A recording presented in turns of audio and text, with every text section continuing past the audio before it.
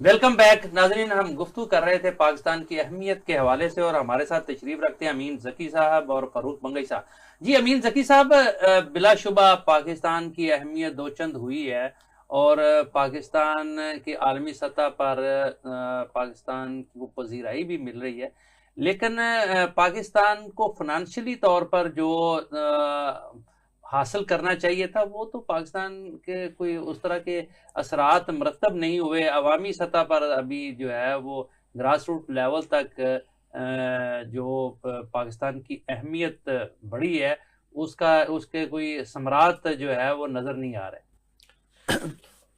Web صاحب، بلا شبہ پاکستان کی پوری دنیا میں ایک عزت بنی ہے جی یہ فیلڈ مارشل صاحب کی جنگ، اور پھر جیتنا، اور پھر ٹرمپ سے ان کی ملاقات اور اس میں چیزیں طے ہونی، تو یہ آپ دیکھیں کہ اس کے ثمرات جو ہیں نا، جب تک عوام تک نہیں پہنچتے ہمارے معیشت کے، جی مطلب ہم IMF سے قرضے لے رہے ہیں، وہ پیسہ کہاں پہ انویسٹمنٹ ہو رہی ہے، کیا اس کا کوئی پھل عوام کو بھی ملے گا؟ جی مہنگائی ہے، اور سب سے بڑی بات یہ کہ پاکستان کے اندر سیاسی ڈسیبلٹی ہے، اور جب تک استحکام نہیں ہوتا معیشت، روزگار عوام تک نہیں پہنچے گا، نہ معیشت بہتر ہوگی نہ روزگار صحیح طریقے سے ملے گا۔ اور اس کے علاوہ ہمارے پاکستان کے اندر جبکہ 40,000 روپیہ انہوں نے تنخواہ رکھی ہے، منیمم ویج، منیمم ویج، وہ بھی نہیں دی جا رہی۔ صحیح۔ جو سیکورٹی گارڈ ہیں بینکوں کے ہیں یا کہیں، ان کو آپ جا پوچھ لیں 20-25 ہزار روپے سے زیادہ نہیں ان کو دیا جاتا۔ تو اس کے اوپر یہ گورنمنٹ کو سوچنا چاہیے، اور جب تک میں سمجھتا ہوں کہ پاکستان کے اندر سیاسی حالات بہتر نہیں ہوتے، کیونکہ یہ پاکستان کوئی یہاں پہ ڈکٹیٹرشپ تو نہیں ہے، مارشل لا تو نہیں ہے نا، پاکستان میں ایک سیاسی حکومت ہے، حکومتیں ہیں، انہوں نے مل کر بنائی ہیں حکومتیں، یہاں پہ اپوزیشن بھی ہے، اپوزیشن ظاہر اپنے جو ان کے ہوتے ہیں، ان کے جو مسائل یا گورنمنٹ جو کام نہیں کر سکتی، اپوزیشن کرتی ہے، پروٹیسٹ کرتی ہے، مظاہرے کرتی ہے، تو ان کو بھی ان چیزوں کے ساتھ کمپرومائز کرنا چاہیے، اور حکومت کو آگے ایک سٹیپ لینا چاہیے، اور پاکستان کے اندر سیاسی استحکام جب تک نہیں آئے گا معیشت بہتر نہیں ہو سکتی۔ ان کے دعوے ہوں گے، بس میں یہ سمجھتا ہوں۔ ٹھیک جی فاروق بنگئی صاحب، کیا سمجھتے ہیں آپ کہ ایک طرف تو جو ذکی صاحب نے بات کی، اور دوسری طرف جو بین الاقوامی سطح پر پاکستان حمایت کر رہا ہے بہت سارے معاملات میں، جن میں غزہ کا معاملہ بھی ہے، جس میں امریکہ کے ساتھ اس وقت ایسے لگ رہا ہے جیسے ہم قدم کے ساتھ قدم ملا کر چلنا چاہ رہے ہیں یا چل رہے ہیں، تو کیا سینیریو دیکھ رہے ہیں آپ؟ دیکھیں جی، فیلڈ مارشل صاحب نے جہاں تعلقات جس طریقے پہ بنائے ہیں ڈیفنسی اور سفارتی حوالے سے جو پیش رفت ہوئی ہے، اور خاص کر امریکہ کے ساتھ جو تعلقات بنائے ہیں ٹرمپ کے ساتھ ملاقات کے بعد، یہ دیکھیں ان کے درمیان، ٹرمپ اور فیلڈ مارشل کے درمیان یہ جو تعلقات ہے، کوئی دوستی نہیں ہے یہ جو ہم کہہ دیں کہ جی اس کو پرسنل دوستی کہہ دیں، یہ ایک اسٹریٹجک اور پروفیشنل ریسپیکٹ بیسڈ ریلیشن ہے جو دو ملکوں کے درمیان ایک تعلقات بنے۔ ابھی ہمیں اس سے فائدہ اٹھانا چاہیے کہ آپ کو پتہ ہے پچھلے دور میں ٹرمپ صاحب کو ہم سے کچھ تحفظات تھے، اعتماد بحال کر دیا امریکہ کا ہم نے، اب اس سے ہمیں فائدہ اٹھانا چاہیے۔ دو فائدے ہم اس سے اٹھا سکتے ہیں، ایک ہم نے جو میدان میں جنگ جیتی ہے اس کو جناب کمپریسو ڈائلاگ کے لیے ہمیں ڈپلومیٹک میدان میں بھی جنگ جیتنی چاہیے، جس میں ابھی تک کوئی پیش رفت نہیں ہوئی، ہمارے طرف سے کچھ بھی نہیں ہوا ہے۔ دوسری ہے کہ اس کو یوز کر کے ہم نے معیشت، کیونکہ آپ کو پتہ ہے تجارت کو بہت اہمیت دیتا ہے ٹرمپ، اور تجارت کو بنیاد بنا کر وہ جنگوں کو روکنے کا دعویٰ کرتے ہیں، تو اس لیے ہمیں اس سے فائدہ اٹھانا چاہیے ہم معیشت کو۔ دیکھیں ایک تو آپ کے تعلقات ہوتے ہیں، آپ کا ڈیفنس ہے، ساتھ ساتھ سائیڈ بائی سائیڈ آپ کو معیشت کو چلانا ہوگا، کیونکہ معیشت کا جو پہیہ ہے وہ چلے گا تو باقی پہیے چلیں گے، اس کا دار و مدار اس پہ ہوتا ہے۔ کہتے ہیں، لیکن بنگئی صاحب ایک بات بڑی واضح ہے کہ پاکستان بڑے لمبے عرصے سے یہ کہتا آ رہا تھا کہ انڈیا جو ہے وہ دہشت گردی کے واقعات میں لوگوں کو فیسیلیٹیٹ کر رہا ہے، براہ راست ملوث ہے، لیکن کوئی پاکستان کی بات پر توجہ نہیں دیتا تھا، بلکہ پاکستان کو الٹا جو ہے وہ دہشت گرد اسٹیٹ قرار دینے کے لیے جو ہے وہ باتیں کی جاتی تھی۔ لیکن وقت نے یہ ثابت کیا کہ پاکستان درست کہتا تھا۔ آج کینیڈا میں ہونے والی دہشت گردی میں بھارت ملوث نکلا، امریکہ میں ہونے والی دہشت گردی میں بھارت ملوث نکلا، ایران میں ہونے والی دہشت گردی میں بھارت ملوث نکلا، پاکستان تو واشگاف الفاظ پر پوری دنیا کے سامنے ڈوزیر دے چکا تھا، بے شمار دفعہ ڈوزیر ہم نے دیے، جو بلوچستان میں اس کی انٹرفیرنس ہے، جو پاکستان میں دہشت گردی کے حوالے سے اس کی انٹرفیرنس ہے، اس حوالے سے. لیکن اس کے باوجود دنیا کو اس وقت آشکار ہوا جب مکمل طور پر جو ہے وہ انڈیا جو ہے اس کی طرف سے میں سمجھتا ہوں کہ کینیڈا نے سب سے زیادہ ایکسپوز کیا ہے. اب آج آسٹریلیا میں بھی جو واقعہ ہوا ہے اس میں بھی بھارت ملوث نکلا ہے. تو کیا سمجھتے ہیں آپ کہ یہ سارا کچھ جو ہے جو اب تو کوئی شک شبے والی بات نہیں رہ گی، اور جس طرح علل اعلان پوری دنیا کو پتا ہے کہ افغانستان میں جو ہے وہ دہشت گرد تنظیمیں اکٹھی ہو رہی ہیں اور وہ افغانستان کے ساتھ اپنے ریلیشنز بڑھا رہا ہے اور افغانستان کو وہ سپورٹ کر رہا ہے، کیا سمجھتے ہیں کہ یہ ساری کیا کھچڑی پک رہی ہے؟ کیا انڈیا جو ہے وہ پوری دنیا میں اب افغانستان اور اسرائیل کے ساتھ مل کر جو ہے وہ معاملات پر کنٹرول حاصل کرنے کی کوشش کرے گا؟ دیکھیے جی، انڈیا شروع سے دہشت گرد تھا. آپ کو پتا ہے کہ کشمیر میں دہشت گردی ہو رہی تھی، صحیح، وہ تو سب کو پتا تھا. افغانستان کے حوالے سے جو دہشت نیٹ ورک چل رہا تھا وہ انڈیا اسرائیل کنسپریسی تھی ایک پاکستان کے خلاف. اشرف غنی کے دور میں جو کچھ ہوتا رہا، آج کل جو ہو رہا ہے سیم نیٹ ورک تھا اس وقت بھی، سملرٹی ہے بالکل. وہ چلا رہے تھے پاکستان، BLA کو بھی دیتے تھے، TTP کو، وہ سب کچھ ہوتا تھا. لیکن یہ مودی کا کمال ہے کہ اس نے اپنے ملک کو جو ہے نا بے نقاب کر دیا دہشت گردی، بالکل ریکگنائز کروایا دنیا سے کہ انڈیا دہشت گرد ہے. بتا دیا، جیسے وہ نتنیاہو نے ظلم و ستم کر کے نا 70,000 لوگوں کو شہید کر کے بتا دیا دنیا کو کہ جناب اسرائیل دہشت گرد ہے. اس طرح سے نے بھی دنیا کو بتا دیا کہ انڈیا دہشت گرد ہے.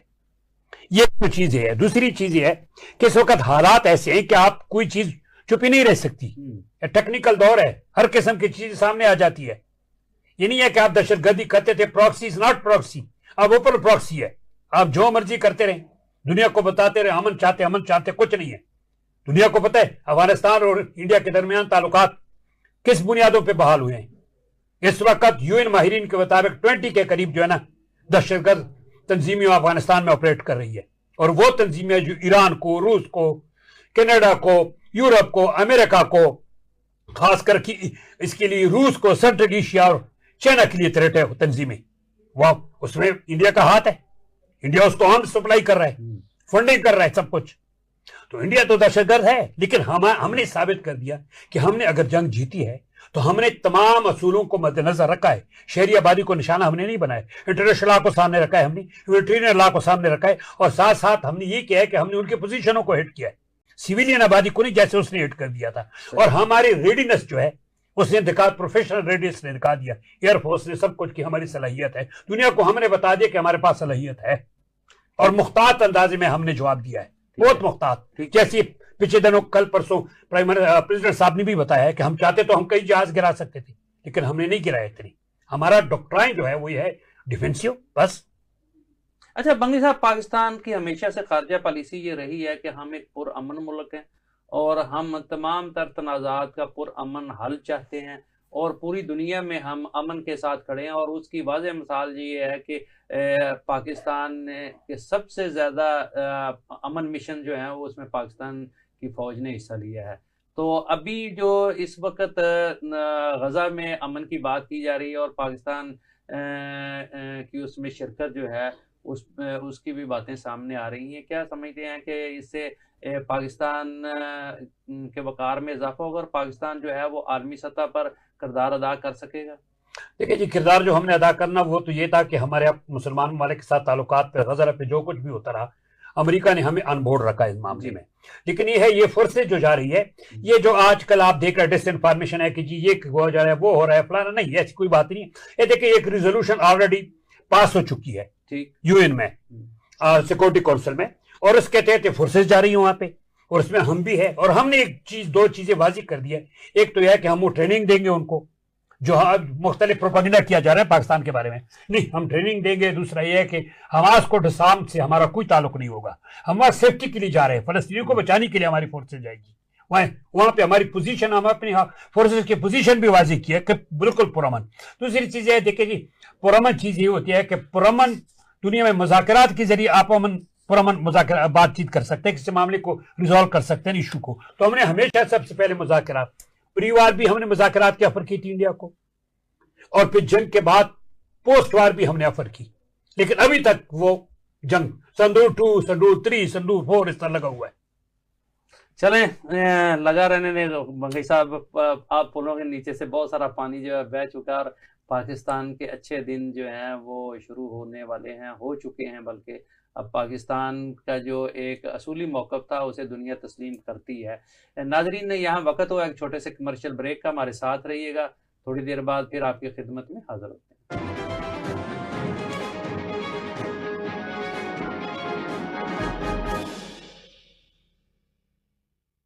रॉयल वॉशिंग मशीन का 3-वे वाटरफॉल पावरफुल पल्सेटर और जेट स्ट्रीम 3D रोटेशन के साथ कपड़े एकदम क्लीन।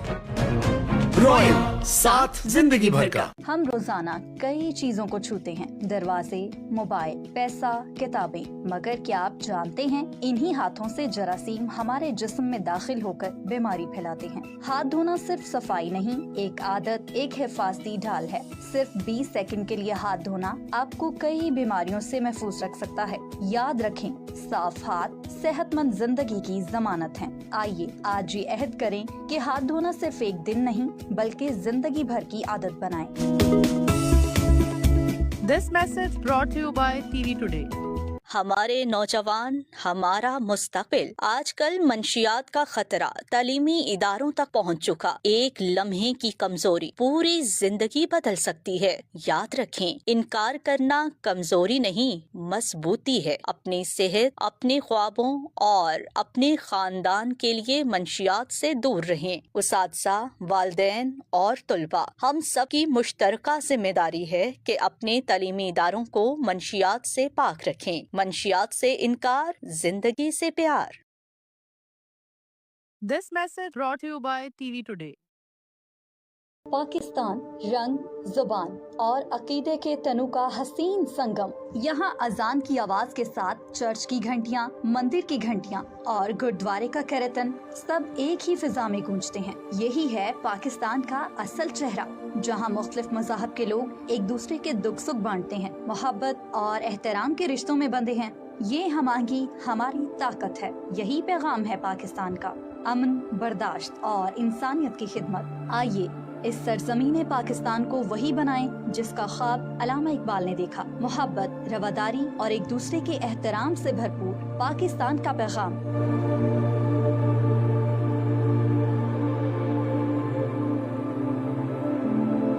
अमन, बर्दाश्त, इंसानियत की खिदमत। 24 अक्टूबर 1947 वो दिन जब भारत ने रियासत जम्मू कश्मीर पर गासिबाना कब्जा जमाया, मगर कश्मीरी अवाम ने सर नहीं झुकाया बल्कि बंदूक का जवाब हौसले से दिया। आज के दिन कश्मीरी अवाम ने आजाद हुकूमत रियासत जम्मू कश्मीर का ऐलान किया। ये सिर्फ एक ऐलान नहीं था, ये हुर्रियत, कुर्बानी और गैरत की अलामत था। ये वो दिन है जब कश्मीरियों ने अपना मुस्तकबिल खुद लिखने का फैसला किया, एक ऐसी रियासत की बुनियाद रखी जो अपने अवाम की उमंगों की तर्जुमान हो। आज आजाद कश्मीर तरक्की की राहों पर गामसन है, लेकिन हम आज उन शोहदा को नहीं भूले जिन्होंने अपना आज हमारे कल के लिए कुर्बान कर दिया। यौम तासीस सिर्फ एक दिन नहीं, ये अहद है, जज्बा है कि कश्मीर का एक एक फर्द आजाद सांस लेगा। मुकम्मल आजादी के साथ कश्मीर बनेगा Pakistan.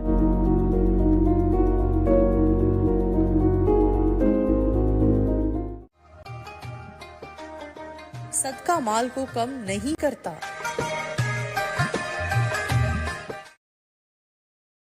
This program is brought to you by royal, साथ जिंदगी भर का। वेलकम बैक नाजरीन, हम गुफ्तगू कर रहे थे पाकिस्तान की अहमियत के हवाले से, और प्रोग्राम के आखिरी चंक में हम बात करेंगे पाकिस्तान की सियासी सूरत हाल के हवाले से, और ख़ास करके मुज़ाकरात के हवाले से जो इस वक्त गुफ्तगू हो रही है, जो बातचीत का आगाज़ किया गया है, क्या इसके नताइज बरामद होंगे, क्या माहौल है और क्या सियासी हालात हैं, इस पर हम गुफ्तगू करेंगे। हमारे साथ मौजूद हैं अमीन ज़की साहब, सबक सेक्रेटरी जनरल हैं तहरीक इंसाफ पंजाब के, और फारूक बंगई साहब सीनियर सहाफ़ी और तजिया नगार। जी अमीन ज़की साहब, क्या हो रहा है ये जो इस वक्त ہر کارنر سے جو ہے وہ مذاکرات کی بات کی جا رہی ہے.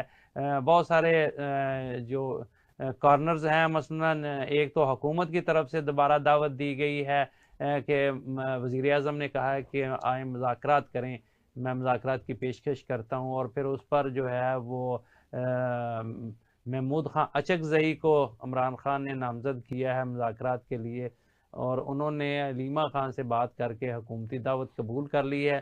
اس کے علاوہ ایک اور چینل جو ہے وہ سرگرم نظر آتا ہے، وہ فواد چودھری اور تحریک انصاف کے جو پرانے عہدیداران تھے ان کی جانب سے ایک ایفرٹس نظر آ رہی ہے، اور وہ کہہ رہے ہیں کہ جو کوٹ لکھپت جیل میں بند قیادت ہے ان سے بات کی جائے، ان کو عمران خان کے پاس بھیجا جائے اور مذاکرات کی جو ہے وہ راہ نکالی جائے. کیا سمجھتے ہیں کیا ہو کیا رہا ہے؟ کیا واقعی حکومت جو ہے وہ سنجیدہ ہے تحریک انصاف کے ساتھ مذاکرات کے لیے؟ اس میں سب سے پہلے تو میں یہ کہوں گا کہ حکومت وقت جو ہوتی ہے جی وہ مذاکرات کے لیے سیاسی استحکام کے لیے آگے بڑھتی ہے. جی تحریک انصاف سے بھی یہ غلطیاں ہوئی ہیں اپنی حکومت کے دوران کہ وہ مذاکرات کے لیے آگے نہیں آئے، اور جس سے آپ نے دیکھا پھر کہ ووٹ آف نو کانفیڈنس کامیاب ہوا، الائی جو تھے وہ دوسری پارٹی کے ساتھ جا کر مل گئے. تو یہ اس وقت یہ حکومت بھی کوئی اکیلی نون لیگ کی یا پیپلز پارٹی یا بھاپ پارٹی یا ایم کیو ایم ان کی سب مل کر بنائی ہے انہوں نے حکومت. تو انہیں یہ چاہیے کہ یہ مذاکرات کا مذاق نہ اڑائیں، جس طرح کہ رانا ثناء اللہ صاحب آ کے بات کرتے ہیں کہ جی ہم تو کرنا چاہتے ہیں بات، اس طریقے سے صاف نظر آتا، چہرے سے نظر آتا ہے کہ یہ صرف مذاق ہے اور کچھ نہیں ہے. پھر جس دن وزیر اعظم شہباز شریف صاحب نے جس طریقے سے بات کی ہے 1.5 منٹ، چلیں ٹھہر جائیں جی ذکی صاحب ذرا. جی ذکی صاحب، اس لیے میں بات کر رہا تھا کہ مذاکرات جو ہے نا وہ سنجیدہ انداز سے ہونے چاہیے. اب یہ دیکھ لیں آپ کہ سہیل افریدی کے پی کے وزیر اعلیٰ ہیں، وہ یہاں لاہور آئے، لاہور کے دورے پہ 3 دن رہے یہاں پہ، تو ان کے لیے راستے بھی بند کیے انہوں نے. ہمارے جو ورکرز آنا چاہتے تھے، انہیں ملنا چاہتے تھے، ان کو روکا گیا، بلکہ کئی جگہوں پہ گرفتاریاں بھی ہوئیں، گرفتار کر لیے گئے. اور اس کے علاوہ وہ جن کے قیدیوں کے گھروں میں جانا چاہ رہے تھے یا جو ہمارے کارکن مارے گئے تھے ان کے گھروں میں جانا چاہ رہے تھے، بڑی مشکل سے وہاں پہنچے ہیں وہ. اس کے علاوہ جب اسمبلی میں گئے ہیں تو وہاں پہ آپ دیکھیں کہ کیا ہوا، بڑی مشکل سے ان کے جو ساتھ تھے لوگ اندر گئے ہیں اسمبلی کے اندر، اور وہاں پہ صحافیوں نے جس طریقے کے سوالات کیے وہ ایسے لگ رہا تھا کہ صحافیوں کو کہا گیا ہے کہ آپ نے یہ سوال کرنا. اس میں جو سب سے ایک سوال کیا گیا کہ آپ چرس لے کے آئے ہیں، آپ چرس بیچتے ہیں وہاں پہ کے پی میں. اب وہ کے پی کا ایک عام آدمی نہیں تھا، کے پی کا سربراہ تھا وہ. جب ہم 4 صوبوں کی اکائی ہے پاکستان، جس میں کشمیر اور گلگت جو ہیں وہ ہمارے ساتھ ہیں، تو جب ہم اپنی اکائیوں کو حکومت کو اس طرح کی بات کرے گی تو یہ ان کے اوپر پھر بات ہونی چاہیے کہ کیا پاکستان کی سلامتی چاہتے ہیں یہ. تو پاکستان کی سلامتی کے لیے یہی ہے کہ ان سب کو آپس میں بیٹھنا چاہیے. میں خود اس چیز کا کہتا ہوں کہ سیاسی معیشت کے استحکام کے لیے، پاکستان کے استحکام کے لیے، یہاں پہ روزگار کے لیے لوگ یہاں سے باہر جا رہے ہیں. اب دیکھیں آپ آئے دن یہ یورپ جانے کے لیے کشتیاں، اس میں اکثریت جو ڈوب جاتی ہے اکثریت پاکستانیوں کی ہوتی ہے. اگر پاکستان میں روزگار بہتر ہو، معیشت بہتر ہو تو کون باہر جائے؟ ریئل اسٹیٹ کا بزنس یہاں پہ ٹھپ ہو کے رہ گیا ہے. اس کے علاوہ مزدوری لوگوں کو ملنی جو مطلب کاروبار نہیں چل رہے، مزدور بیچارہ پریشان ہے. سیکورٹی انہوں نے منیمم جو 40,000 روپے تنخواہ رکھی ہے سیکورٹی گارڈز کو اتنے نہیں دیے جا رہے. آپ بینکوں کے سیکورٹی گارڈز سے جا پوچھیں 25,000 20,000 25,000 روپے تنخواہیں دیتے ہیں. اس کے اوپر کیوں نہیں چیک کرتے؟ وہ حکومت کیا کرتی ہے؟ ان کو صرف یہی ہے کہ موٹر سائیکل کا لائسنس اس کا چلان کرو، گاڑیوں کے چلان کرو، اور چلانوں کے پیسوں سے کیا یہ حکومت چل رہی ہے؟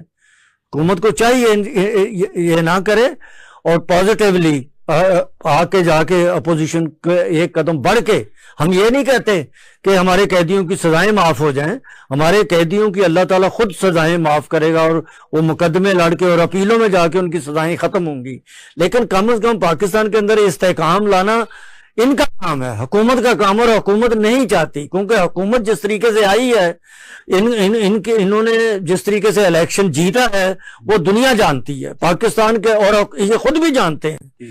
تو میں اس کے بھی کہتا ہوں کہ فاروق بنگئی صاحب کہیں گے مذاکرات کے حوالے سے جو ڈول ڈالا گیا ہے، میرے صاحب بات یہ ہے کہ مذاکرات کا حکومت اس کو مذاکرات کے آفر کرتی رہی ہے جی پی ٹی آئی کو، یہ 5 بار مذاکرات باضابطہ طور پہ آفر کر چکی ہے حکومت۔ یہ جو سگنل ہے پولیٹیکل ڈی اسکیلیشن سگنل جس کو کہا جا رہا ہے، میں اس کو سگنل نہیں کہتا ہے، میں اس کو ریلیٹ سگنل کہتا ہوں۔ یہ سگنل کسی اور طرف سے آیا تھا، حکومت نے صرف پاس آن کر دیا ہے۔ اس مذاکرات کا دیکھیے، یہ جو مذاکرات کی فریش دعوت دی گئی ہے، اس کی کچھ پس پردہ کوئی چیزیں ہو سکتی ہے۔ 2-3 پوائنٹ ہے میرے نزدیک۔ پہلے تو یہ حکومت عدم استحکام کو مطلب ختم کرنے کے لیے اور ممکنہ اسٹریٹ جو ایجیٹیشن ہے اس کو روکنے کی کوشش، موومنٹ کو روکنے کے لیے کر سکتے۔ دوسرا ہے کہ نظام کو آگے بڑھا کر کے مطلب اپوزیشن کو آن بورڈ کرنا۔ دوسرا، اس کے علاوہ تیسرا یہ ہے کہ عوام کے سامنے حکومت اپنا مطلب فیس سیونگ کے لیے اس کو آفر دے رہی ہے مذاکرات کے، اور ساتھ ساتھ پھر اس پہ نیریٹو بلڈ کرنا ہے۔ اور یہ بھی ہو سکتا ہے کہ فلر لگایا گیا ہو، کیونکہ ان دنوں مذاکرات کی بات ہو رہی ہے کہ پارٹی کے اندر سے کیا ہو رہا ہے۔ ہو سکتا ہے کوئی، جیسے آپ نے پہلے فرمایا، کوئی لوگ کہہ دے کہ نہیں جی ہم نے تو مذاکرات کریں، لیکن اس طرح کوئی امکان نہیں۔ بات اصل میں ایک مذاکرات کے لیے 2 چیزیں بڑی اہم ہیں، ایک ماحول بنانا، دوسرا کریڈیبل اینڈ جو ہے ریلائبل چینل کا۔ آپ مذاکرات کی آفر کرتے ہیں جی، آپ پی ٹی آئی سے بات کرنی بھائی یہ جو باہر پارلیمنٹ میں ادھر ادھر آپ کو نظر آئے، پی ٹی آئی یہ ہے، پی ٹی آئی تو جیل میں ہے۔ اس کے ساتھ دیکھیں جو وہ باہر تھا تو کسی کی ضرورت نہیں تھی کہ بات کر لیتے۔ مرزا کے صاحب میں آپ کی بات نہیں کر رہا ہوں، سوری ٹو سے، کوئی لوگ کی رسپیکٹ ہوتی تھی، بات ان کی سنی جاتی تھی۔ آپ جانتے ہیں عمران خان کو ذاتی طور پہ کیا لوگ اس کے سامنے بول سکتے تھے؟ بھائی کچھ لوگ ہیں جو بول سکتے ہیں۔ اور اب جو مذاکرات ہے اس کے لیے ہے کہ آپ ایک چینل اسٹیبلش کریں، اور یہ جو محمود خان اچھگری صاحب کا یہ بہت اچھا ہے، کیونکہ اس کو میں 3rd پارٹی چینل کہتا ہوں۔ ظاہر ہے یہ ہے پی ٹی آئی کے کچھ لوگ بھی وہ جائیں گے، ان کو سمجھائیں گے، وہاں سے اجازت لیں گے تو بات چیت کریں گے۔ اگر آپ کہتے ہیں نہیں جو پارلیمنٹ میں جو لوگ شور مچا رہے ہیں یہی مذاکرات کے لیے کوئی راستہ بنائیں گے، بالکل ممکن نہیں ہے۔ یہ تو وہ لوگ ہیں جو پی ٹی آئی کے ووٹوں پہ سوار ہو کر کے یہاں تک پہنچے ہیں صرف۔ اچھا بنگئی صاحب، ایک طرف تو عمران خان سے ملاقاتوں پر پابندی ہے، اس کو ملنے نہیں دیا جاتا ہے، دوسری طرف مذاکرات کی بات کی جائے، اور تیسری طرف عمران خان کا ہمیشہ سے یہ موقف رہا ہے کہ جی میں تو ان قوتوں سے بات کروں گا جن کے ہاتھ میں سارا کچھ ہے، میں تو ان سے بات نہیں کروں گا۔ تو یہ اب جو محمود خان اچکزئی حکومت سے بات کر رہے ہیں، تو پھر اس کا مطلب ہے کہ یہ عمران خان کی طرف سے بھی سنجیدگی نہیں ہے؟ دیکھیں یہ بات نہیں ہے، یہ سب بات یہ ہے کہ جو لوگ پہلے یہ ہے کہ جو آپ نے مذاکرات میں نے پہلے اس کے ماحول بنانا ہوگا، تو پھر ماحول بنانا ہوگا تو جو ماحول ہوگا، جو چینل ہوگا، ان کو اجازت ملے گی، وہ لوگ تو جائیں گے۔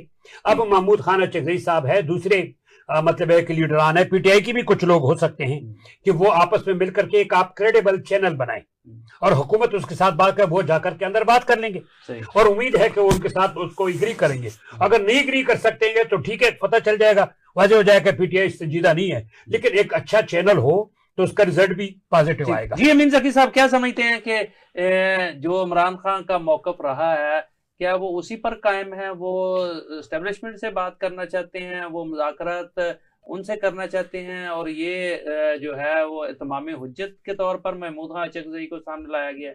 نہیں، دیکھیں یہ تو آپ کو بھی پتا ہے کہ پاکستان کے اندر اسٹیبلشمنٹ کا ایک رول رہا ہے، اور اس رول کی وجہ سے عمران خان بھی یہ بات کرتے ہیں کہ وہ بھی درمیان میں بیٹھیں، بیٹھ کے بات کریں۔ دوسری بات میں یہ کہنا چاہ رہا ہوں کہ نہیں، آپ کی بات سے ایک بہت اہم بات نشاندہی ہوتی ہے، کیا آپ سمجھتے ہیں کہ مذاکرات اس صورت میں کامیاب ہو سکتے ہیں، یا مذاکرات کو نتیجہ خیز بنانے کے لیے، ملکی معاملات کو بہتری کی طرف لے جانے کے لیے، مستقل پائیدار معاملات صلح کے لیے جو ہے وہ اسٹیبلشمنٹ کا ہونا ضروری ہے درمیان میں، دونوں سیاسی قوتوں کے درمیان میں؟ آپ حبیب بھائی دیکھ سکتے ہیں کہ حکومت کی جس طریقے سے یہ دعوت دیتے ہیں مذاکرات کی، ان میں سنجیدگی نہیں ہے۔ مطلب اسٹیبلشمنٹ بیٹھے گی، اس لیے عمران خان بات کرتے ہیں۔ عمران خان ان کو پرانا جانتے ہیں، اور یہ عمران خان کو بھی جانتے ہیں، اس لیے جس طریقے کی ان کی سنجیدگی ہے پتہ ہے۔ محمود خان اچکزئی کو بھی اسی لیے مذاکرات کے لیے کہا گیا کہ بھی ان کے ساتھ بیٹھ کے بات کریں.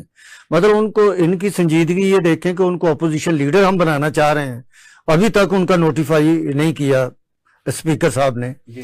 اب میں آپ نے جہاں ایک ذکر کیا فواد اینڈ کمپنی, وہ ان کو پارٹی سے اس بندے کو نکال دیا گیا ہے.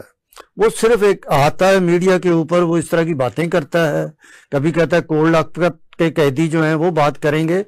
تو اس کو یہ سوچنا چاہیے کہ جب مشکل وقت تھا وہ پارٹی چھوڑ گیا تھا, اور اس نے پریس کانفرنسنگ کی, اور دوسرے بھی جو لوگ کر رہے ہیں کراچی والے, اس نے نہیں پریس کانفرنس کی, اس نے پریس کانفرنس نہیں کی, لیکن اس نے میڈیا پہ یہ بات کی تھی کہ ہم چھوڑ چکے ہیں, اور اس نے بات کی, پریس کانفرنس بھی کی, آپ کو شاید یاد نہیں ہے. تو میں آگے یہ کہتا ہوں کہ وہ جو کوشش کر رہے ہیں نا, میں یہ سمجھتا ہوں کہ شاہ محمود قریشی صاحب بڑے اچھے, اگر ان کو مطلب جس طرح کہ وہ ہر مقدمے سے بری ہیں, اب ان کو باہر آ جانا چاہیے.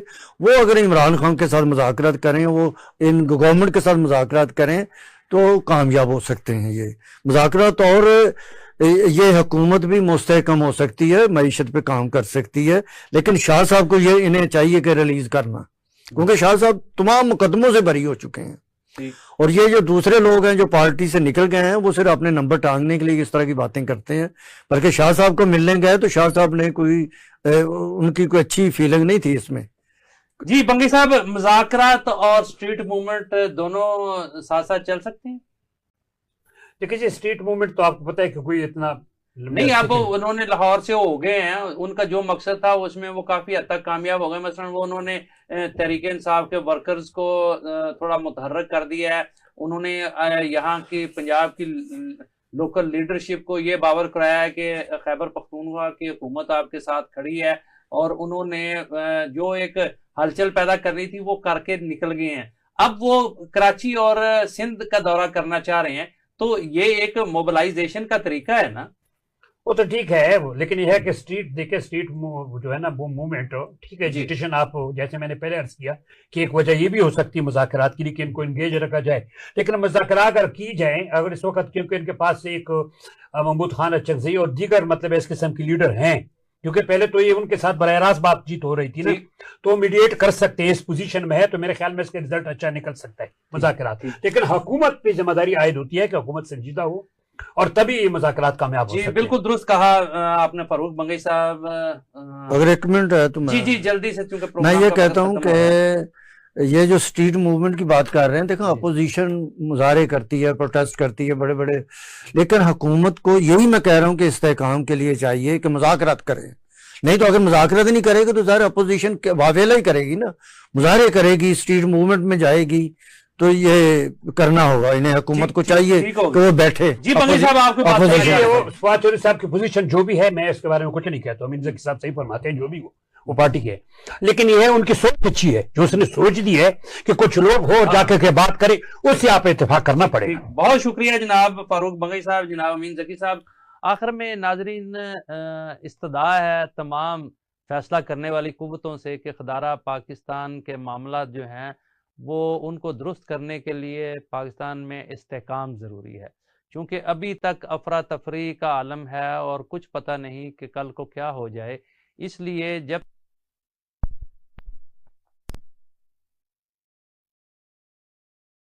پاکستان کے کاروبار چلیں گے نہ پاکستان کے معاملات آگے بڑھیں گے. اس لیے پاکستان سے غیر یقینی کے خاتمہ کے لیے بہت ضروری ہے کہ جنہوں نے بھی مذاکرات کرنے ہیں, جن لوگوں نے بھی اس میں حصہ ڈالنا, وہ سب کو اکٹھا کیا جائے اور پاکستان کے معاملات کو آگے بڑھایا جائے. انہی الفاظ کے ساتھ آپ سے اجازت چاہیں گے. اپنا بہت سارا خیال رکھیے گا.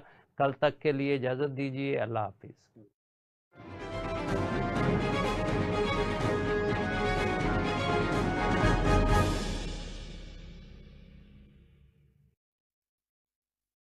یہ ذمہ داری اب آپ کی. Yes, Your Royal Highness. Royal, ساتھ زندگی بھر کا. کون ہے ذمہ دار؟ اندرونی